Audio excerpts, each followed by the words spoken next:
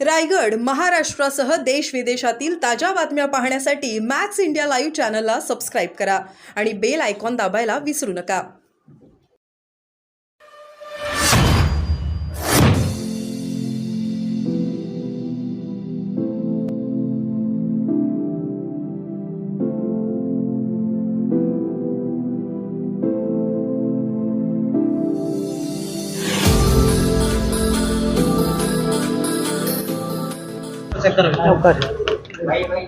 चलो I need गो. पटपट करायला लागेल मला. 12 वाजता संजेचा कार्यक्रम आहे. चलो लेट्स रोल. चांगल्या गोष्टी ज्या आपल्या हा अनेक गोष्टी म्हणजे मी रोजच चांगल्या गोष्टी करतो. सर्व पर्यावरणासंदर्भात एक चांगला कार्यक्रम. पर्यावरणाबद्दल 365 दिवस आपण सगळेच प्रयत्न करत असतो आणि क्लायमेट चेंजची अनेक वेळा चर्चा भारत सरकारमध्ये जेव्हा जेव्हा होते त्या सगळ्या फोरम्सवर मला काम करायची संधी मिळाली. त्याच्यामुळे रोटरीनी मला ह्या रोटरीच्या कार्यक्रमासाठी मागच्या आठवड्यात एक पोलिओ ड्रॉप्सचा त्यांचा कार्यक्रम होता आणि अनेक वेळा राज्यात आणि दिल्लीमध्ये रोटरीचे जे इव्हेंट्स असतात त्यांना आवर्जून ते मला बोलवतात. त्याच्यामुळे रोटरीचं खूप उत्तम काम फक्त भारतात नाही जगात चाललेलं आहे. त्याच्यामुळे अशा NGOजला साथ द्यायचा प्रयत्न आम्ही सगळेच करत असतो. गेल्या काही दिवसापासून सातत्यानं चर्चा रंगू लागली निलेश लंकेंसोबतची, तर खरंच ते पक्षात येणार आहेत का अशा चर्चा? मी माझ्या प्रचार आणि या सगळ्या कामांमध्ये इतकी व्यस्त आहे की मला ह्याची काही माहिती नाही.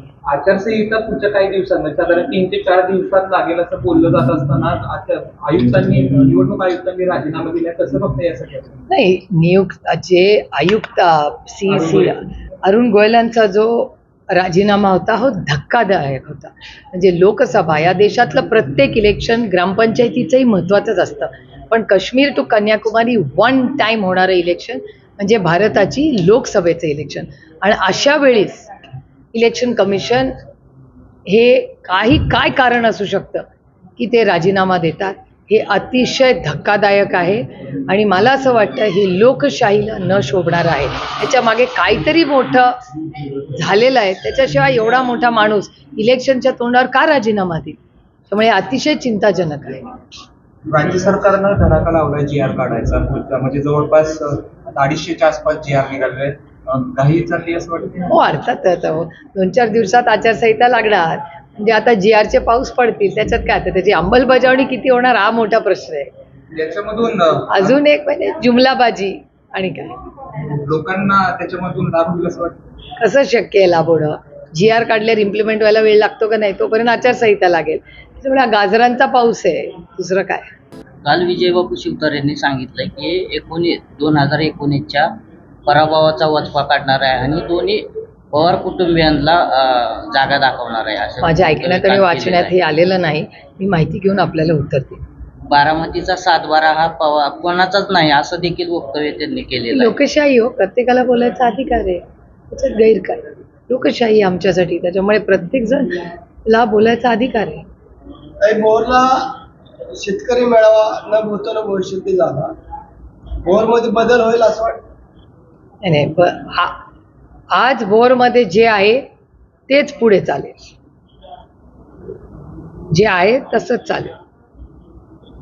बदल कशाला हवाय? भोरमध्ये जे आहे ते चांगलं चालेल. आतापर्यंत थोपटेंनी आपल्या विरोधात प्रचार केला होता, परंतु परवाची जी सभा आहे त्या सभेला स्वतः अनंतराव थोपटे आले होते, संग्राम थोपटे देखील आले होते आणि भोरचा मोठ्या संख्येने जनसमुदाय देखील उपस्थित होते.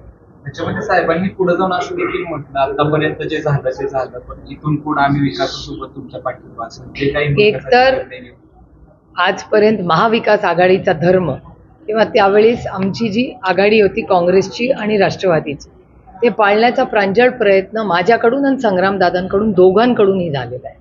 आम्ही तिघही एकत्रच दोघंही आम्ही एकत्रच आमदार झालो. तिन्ही इलेक्शन आम्ही एकत्रच लढलो आणि त्याच्यामुळे संग्रामदादा आणि मी भोर, वेल्हांड, मुळशीचा विकास एकत्रपणे आमच्या दोन्ही संघटनेतल्या सगळ्या सहकाऱ्यांचा मान सन्मान ठेवून आम्ही करण्याचा प्रयत्न आजपर्यंत करत आलोय आणि इथूनही पुढे पूर्ण ताकदीने करू. थँक्यू.